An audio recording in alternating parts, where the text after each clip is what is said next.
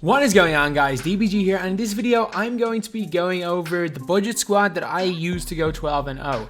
And a lot of you guys didn't believe that I actually did go 12-0 with a budget squad. This is going to be the video breaking down every one of these games. I didn't live com all these games, so I'm just going to do post commentary. I just kind of played them when I had a little bit of free time earlier in the month, and to be honest, this was about 10 days ago, so it might change a little. But this team honestly is about 15 to 20 KMT. My team mark's a little bit expensive. I expected E to be 15 to 20k by now. He's still less than 5 KMT because of the market completely crashing. Kevin Knox is still super cheap. Josh Jackson's underrated. Kevin Herter shoots the lights out. Beasley's a beast. And to be honest, even since making this video, there's other cards that you guys can use. Like Swaggy P would be a great addition, who wasn't in the game at the time I made this. And there's been a lot of decent moment cards, like Josh Richardson's Ruby card is a really nice card as well. So honestly, I think that there's so many good budget cards you can use, and you can use them all pretty much in MyTEAM Unlimited, especially with the way the matchup is. And I know obviously there are the overall cheesers, but you might come up against an overall cheeser once out of every 10 or so times. It was not the biggest deal. So anyway, as you can see, we're 1-0, so we didn't technically go 12-0. Well, actually, I think I played my one game previously with this squad. So the first game was a little bit of a weird one. Like, we're playing as an okay squad. It's quite close to start the game, to be honest. We're doing alright, we're not playing badly, we're not playing particularly well, and then suddenly he leaves the game. He must have had to go somewhere. Second game, we're playing against a really similar squad to what I run, and we started off the game badly, down 7-0. But guys like Michael Beasley was the star of this squad, and Josh Jackson came up huge at times as well. Those guys kind of pulled us out of it a little bit, especially at the start of the game, and we do take the lead kind of in the first quarter, and from then on, we're kind of in control of the game. Like, this wasn't a bad player. I'm pretty sure this was a subscriber who used a very similar budget squad to what I normally use, so I honestly think that he's using a great squad to match up with me. But to be honest, I did feel in control. They were hitting a lot. He was hitting a lot of crazy shots that kind of kept him in the game. I had 2 contested shots by Zhou Qi to keep him in it, but no, I just felt consistently throughout the game that we were in control. Even when he started to bring it back, it was like any time he'd bring back maybe 4 or 6 points, we go and get a score or 2 and pull it away again. And in the end, Porzingis basically just hits the dagger there and we win comfortably enough. So game number 3 was against one of the weaker players that I played against. Not a great squad at all. We started off by greening a 3 with Zhou Qi. And to be honest, when he's hitting threes, there's not much that you can do.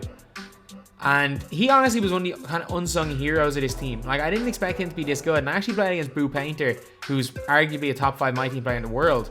And Zhou Qi destroyed him. Like, he's one of the most underrated cards in the game. And he came up huge. But as you guys can see here, like, even though the game did start off relatively close, we pulled away and got a massive lead, like 39-10. And then this guy decided to rage quit, pretty much. This game here, we're playing against not a great opponent, even though Xavier McDaniel is a beast of a card. I'm not going to lie. I think he went straight down hit 3 with McDaniel as well to start the game. But a big 3 from Kevin Herter gives a 4-point lead, and we just kind of started to pull away from there.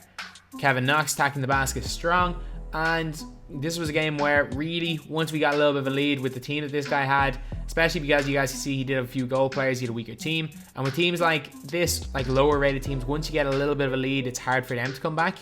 And I did what I needed to do. Built up a 20-5 lead early in the game and forced a rage quit. So that was quite an easy start anyway to this 12-0. And then this game right here, we played against our first overall cheeser. And this was one of the most just ridiculous games I played in this whole thing. So we actually started off alright, I guess. It's a neck and neck game. Kevin Herter hitting the shot there. But this guy that I played against was quite a decent player. And his bench was not as bad as it seemed. A lot of good Emerald cards. And to be honest, like, he was nailing threes with Wiggins. Like, if stuff like that's happening, I don't know what I can do. And Sean Bradley, Manupo, both of them were just killing me inside. I was struggling to get to the basket. And this was a really good player I played against. Down 5 in a big 3 there by Zhou Qi. That could have been, like, that was a really important stage in the game. But, yeah, so we did take the lead before halftime. And he did have some weak players. Like, there was no way Channing Frye was going to be able to guard Michael Beasley. So I started using Beasley as the primary ball handler and pick and rolls. And that's really where we started to have some success. Moutier knocking down free throws there. And by halftime, we'd actually built up a 9-point lead. And I thought maybe this guy's overall cheesing. He's using his starters so much that I'd have a great chance.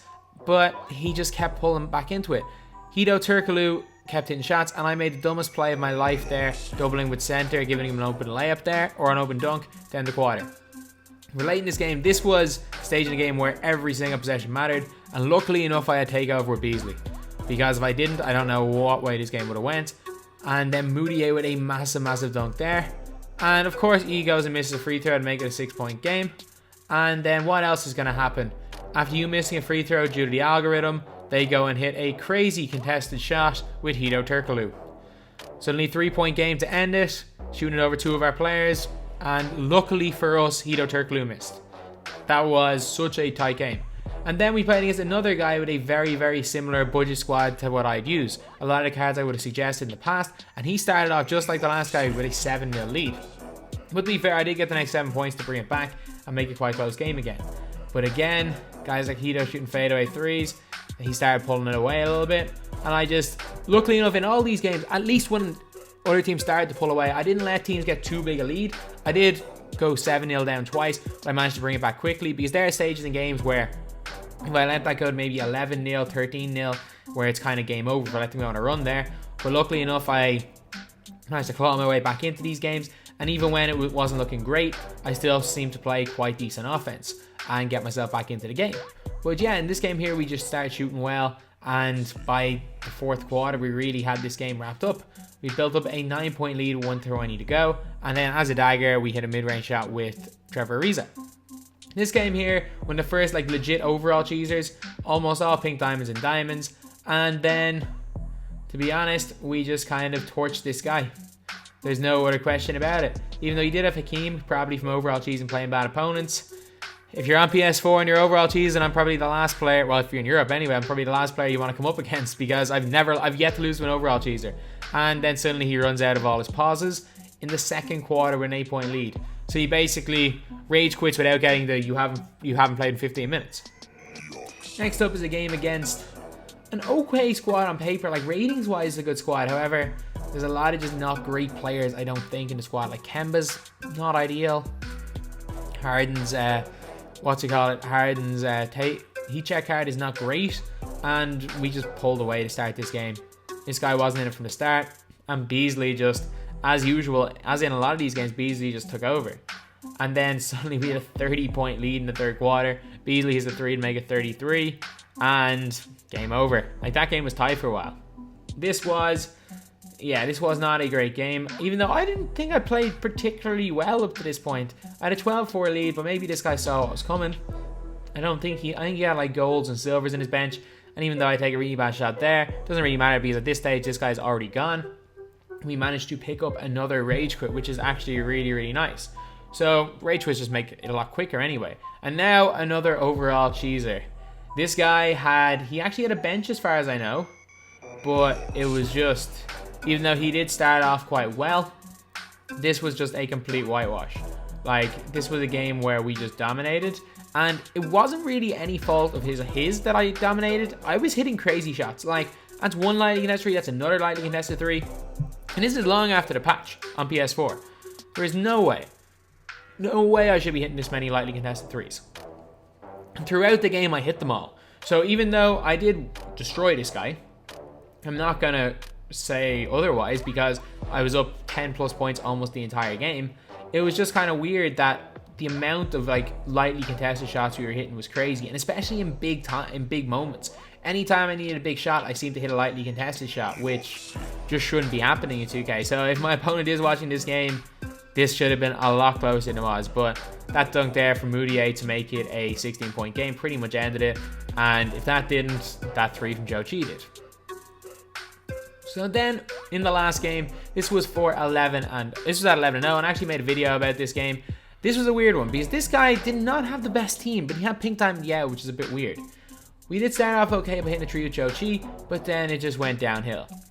We went 11-5 down, and then suddenly we were 15-7 down, and we ended the first quarter down 20-11. But luckily enough, we did fight back. I was just like, if I lost at 11-0, I would have been freaked. But then, like, by the second quarter, we got back to 1. And at the start of the third, we had the lead. And as soon as we got the lead, we didn't really let him back too much. I think we had him back to 4 points at times, but I think we just started to pull away. Like 13-point lead to start the fourth, and we were consistently scoring in offense. And in the end, we win that game by 11 points, I think. Or do we score here with Beasley? No, we don't. So we win that game by 11. And yeah, that is pretty much it. That was the series complete. That was the game for 12-0. And that is how we managed to get the Pink Diamond Dr. J using a budget squad. And everyone's saying that it's not possible you need to spend money on the game. Trust me, you don't need to spend money on 2K19.